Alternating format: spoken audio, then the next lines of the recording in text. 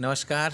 रतनपाल डोडियार, सहायक आचार्य हिंदी, हरिदेव जोशी राजकीय कन्या महाविद्यालय बांसवाड़ा। जैसा कि हमने पिछली बार पढ़ा था, हिंदी साहित्य प्रथम प्रश्न पत्र बीए द्वितीय वर्ष में, जिसमें केशवदास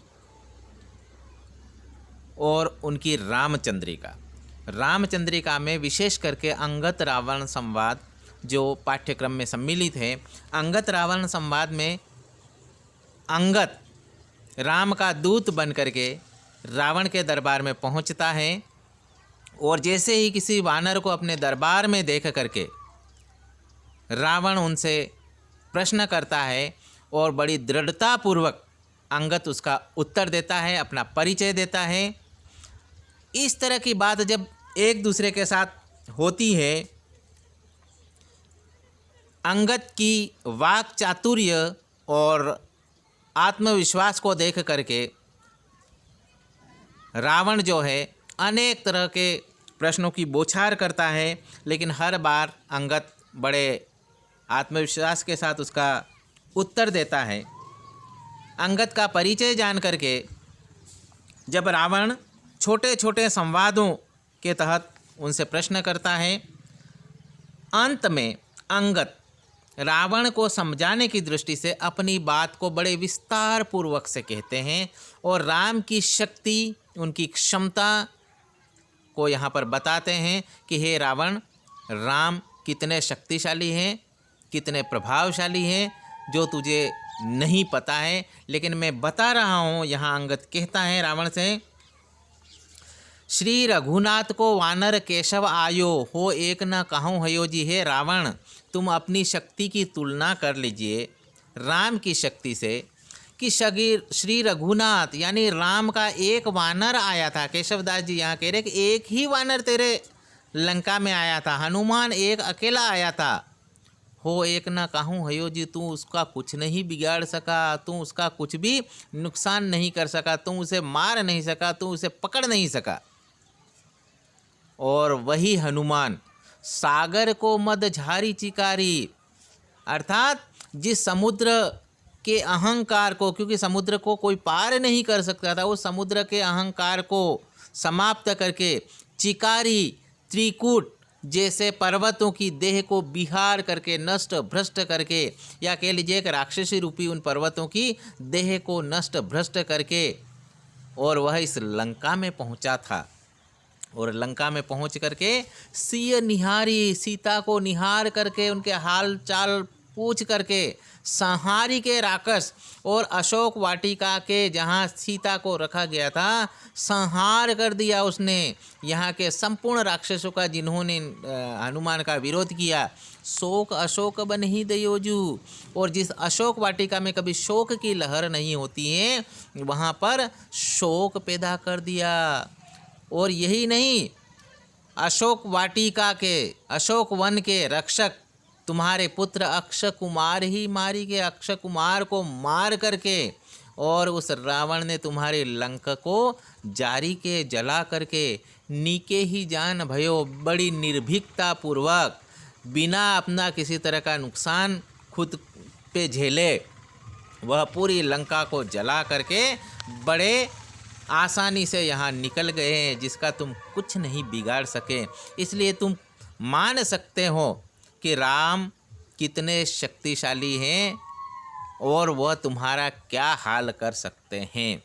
इसी तरह हम देखें पद संख्या 8 में, तो इसमें लिखा गया है कि अंगत आगे लगातार रावण को सीख देते हुए कह रहा है कि राम राजन के राज आए यहाँ धाम, तेरे महाभाग जागे अबे।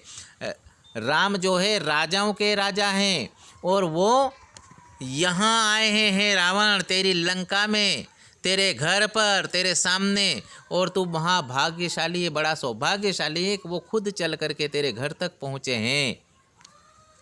इसलिए मेरी बात को सुन लें। देवी मंदोदरी कुंभकर्णादि दे मित्र मंत्री जीते पूछी देखो सबे, तेरी पत्नी मंदोदरी, तेरे भाई कुंभकर्ण और 2-4 मित्र और तेरे जितने भी मंत्री हैं, इन सबको पूछ करके देख लें कि अंगत जो कह रहा है वो सही बात है या नहीं है।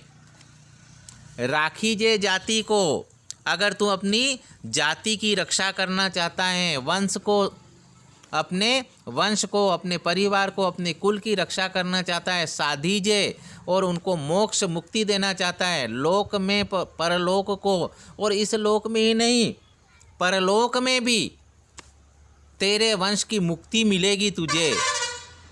यदि तू आनी के पाँव परो देसुले कोसुले आ करके केवल राम से क्षमा मांग ले, उनके पाँव में पड़ जा, तेरा राज्य और तेरा धन सब कुछ तेरे पास ही रहेगा। कहीं वो लेने के लिए राम इसके इच्छुक नहीं है। आंसू ही इस ईश्वर यानी वह स्वयं भगवान राम तो बस इस अपेक्षा के साथ में यही इच्छा लेकर के आए हैं, सीता ही चले, ओंक को सीता को लेकर करके अयोध्या जाएं, बस यही उनकी कामना है। इसलिए तू आ करके सम्मान पूर्वक मर्यादा पूर्वक उनको सीता लौटा दे, सब कुछ तेरा अपना सुरक्षित रहेगा। मैं यही तुझे सलाह दे रहा हूँ। ये यहाँ अंगद अपनी बात कह रहे हैं बड़ी दृढ़ता पूर्वक। रावण भी कोई कम नहीं था, इसलिए अंगद की बात को सुन करके रावण अपनी शक्ति का परिचय देता है और वो कहता है कि लोक लोकेश स्यो सोची ब्रह्मा रचे आपनी आपनी सीव सो सो रहे, चारी बाहें धरे विष्णु रक्षा करे, बात साची चहे वेद बानी कहे, ताही भ्रू भृंग ही देव देवेश स्यो विष्णु ब्रह्मादि जे रुद्रजु संघरे, ताही हूँ छांडी के पाए काके परूँ, आज संसार तो पाए मेरे पड़े।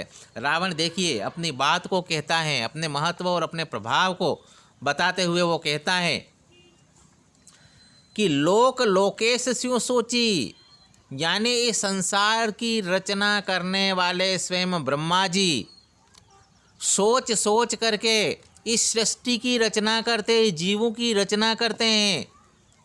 अपनी अपनी सीम सो सो रहे, और सभी अपनी अपनी सीमा में रहते हैं, सबकी अपनी अपनी सीमाएं हैं। उसी संसार को चारी बाहें धरे विष्णु रक्षा करते, वही मेरी रक्षा करने वाले हैं। बात साची चाहे वेदवाणी कहे, यह बात सच है कि ये वेदों में लिखा गया है।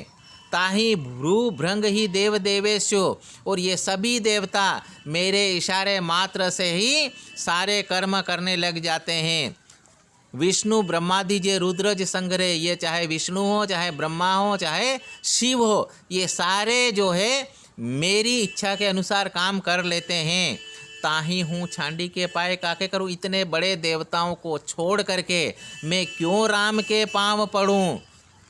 आजू संसार तो पाए मेरे पड़े, आज संसार तो मेरे पाँव पड़ रहा है, अर्थात मुझे पाँव ही पड़ना है। तो मेरे ब्रह्मा विष्णु और शिव के पाँव पड़ूं, मैं इन लोगों के पाँव क्यों पड़ूं?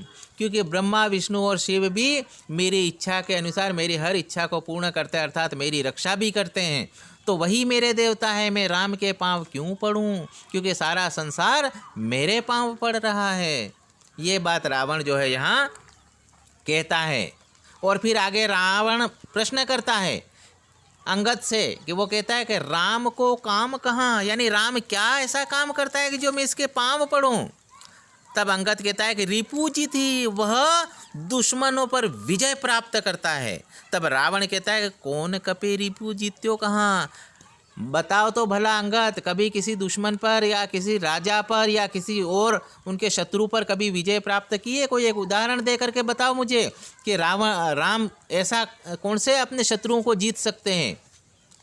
तब अंगद बड़े धैर्यपूर्वक, बड़े आत्मविश्वास के साथ कहते हैं कि बाली बली, यानी महाबली महाशक्तिशाली मेरे पिता बाली को उन्होंने जीता है।